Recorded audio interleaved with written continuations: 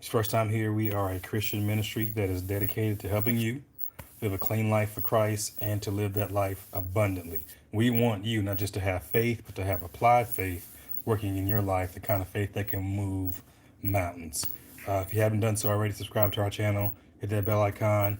If you like what we're doing, at any moment you can smash that like button, all that good stuff. Go ahead and connect with us there.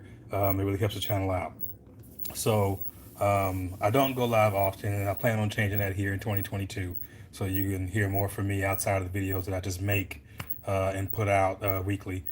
But I was praying tonight, and I was reading the verse in the verse of the day.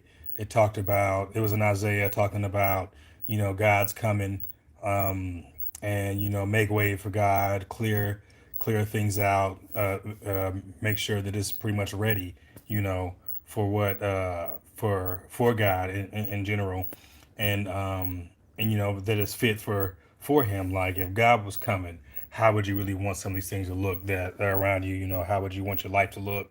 Your house to look? Would you want to make sure things were clean and tidy, or just any kind of way?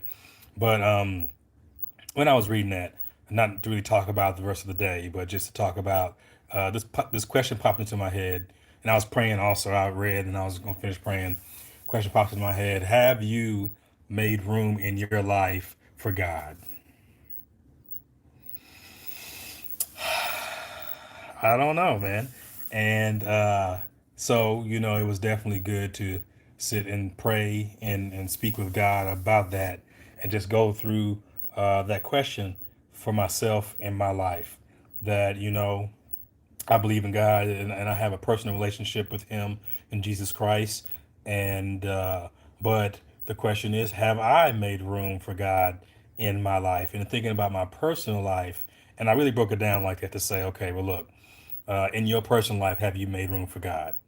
And okay, where have you, and where have you not? And just thinking of like breaking it down in different sectors like that, personal and work and hobbies and wherever you're at. That if God was there, or if you were making room for Him in your life, what would it look like? The God, the magnificent, majestic, almighty, all powerful, all knowing everything that can do anything, and have you made room for Him in your life as if you're expecting Him to show up? And I don't think that's something in our modern context and just socially that we do. So if you're just doing what everybody else is doing, most people are doing, most people aren't making room for God in their life. But if you did, what would that look like?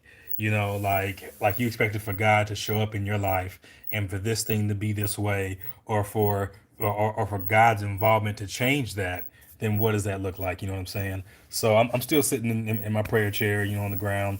I got a little, like a crisscross thing, a crisscross applesauce seat, because I'm a little older. I can't just sit like that. But I was going through that in my mind, like so. Then I even asked myself the question: if He's not, then what could I do to change that? How do I put myself in a position to say that, yeah, I haven't been, I'm about to start now.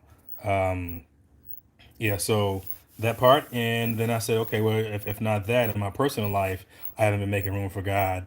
What about in my job? And then what about, in my hobbies and my aspirations and my goals and dreams? And that's a big one, that we'll have these goals and dreams. We want these things in our lives, but have we made room for God in it? Because if God's in it, it can't be small. It can't be insignificant. It can't be something that you're not taking seriously. It can't be something that you don't put your time and energy to and then expect Him to come in and be everything. Fearfully and wonderfully made you are.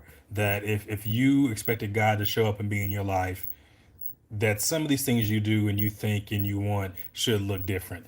And just like from a motivation perspective, they say if your goals are too small to encompass other people, then your goals are just too small. You need to make them bigger. And that some people don't come with you or associate with you or be a part of what you're doing because your goals are too small.